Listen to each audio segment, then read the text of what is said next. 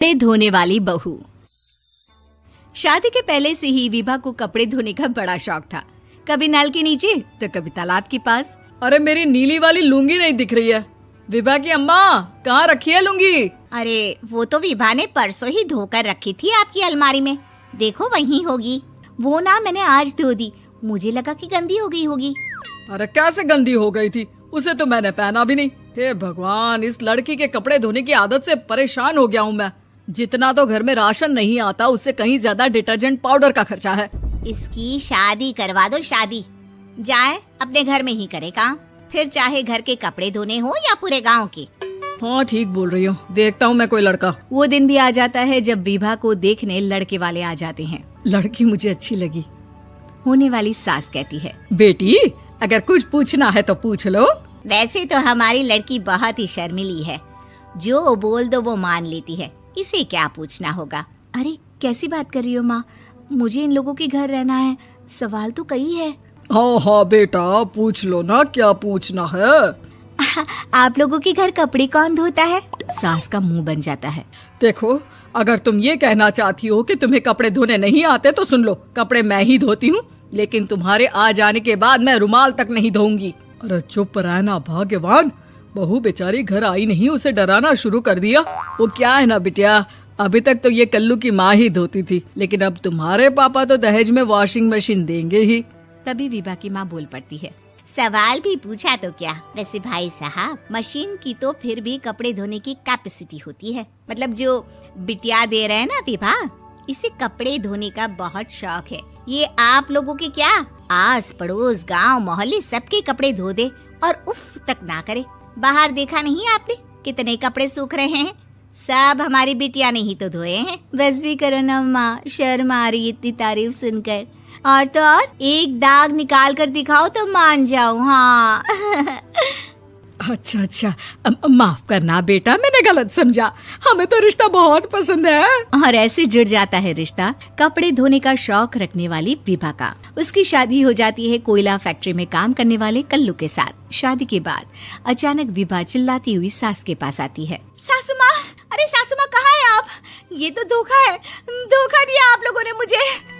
इसे ससुर के चक्कर के बारे में पता चल गया। अरे तो उसमें तुझे क्यों धोखा मिला है? अरे नल में पानी नहीं आता, कपड़े कैसे कब धुलेंगे? अच्छा तू पानी नहीं आ रहा उसकी बात कर रही है। तो आपने क्या सोचा? कुछ नहीं।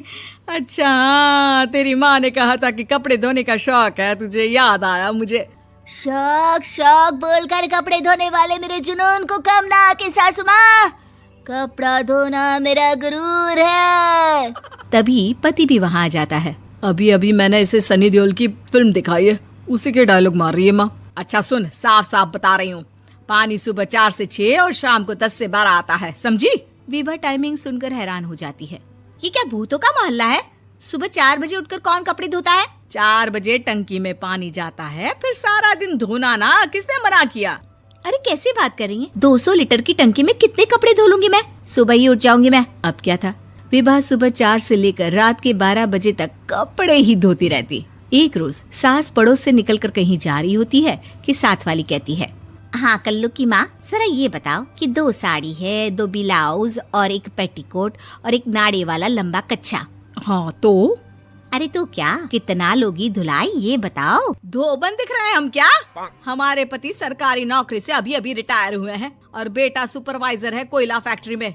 धोबन समझ रखा है हमें? हाय रे कल्लू की अम्मा, माफ कर दो, वो तो मोहल्ले में यही सब बता रहे थे कि तुमने बहू को कपड़ा धुलवाने के काम में लगा दिया है। सास को पड़ोसन की बात सुनकर गुस्सा आ जाता है। वो घर पहुंचती है जहां घर के बाहर ही इतने सारे कपड़े सूख रहे होते हैं जितने कि किसी धोबन के घर पर। अरे ओ कल्लू की दुल्हन, बाहर निकल।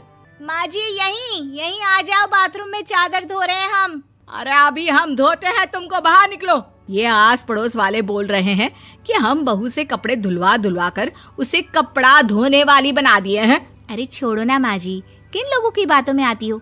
आस पास के लोगों का तो काम ही होता है कि वो किसी तरह सास बहू को लड़ा दे। बहू सारे घर के कपड़े धोती है, ये क्या कम है? बोलिए। सास को भी लग जाता है कि वो बहू का ये सनकीपन नहीं छुड़वा सकती, इससे अच्छा है कि खुद ही चुप हो जाए। एक रोज सास और बहू मंदिर जाते हैं, जहाँ सास की साड़ी वहाँ खड़ी भीख मांगने वाली से मिलती है। माँ जी क्या बात है, आपकी साड़ी उस भिखारन से कितनी मिल रही है ना? हाँ हाँ देखो तो, दोनों की साड़ी मिल रही है। क्या बात है कल्लू की अम्मा, तुम खुद को तो अफसर की बीवी बताती हो और ऐसी सिंपल सी प्लेन साड़ी पहनकर घूमती हो।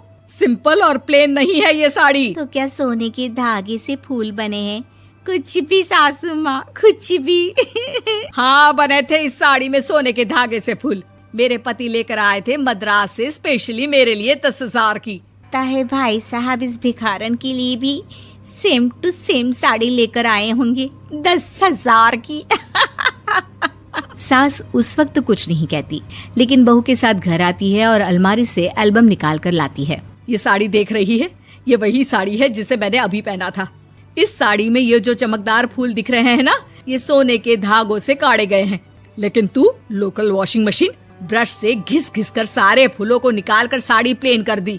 मुझे माफ कर दीजिए सासू माँ। और तो और, जब मैंने तुझे तेरी गलती के लिए कुछ नहीं कहा, लेकिन तूने तो सबके सामने मेरा मजाक ही बना दिया। क्यों? बहू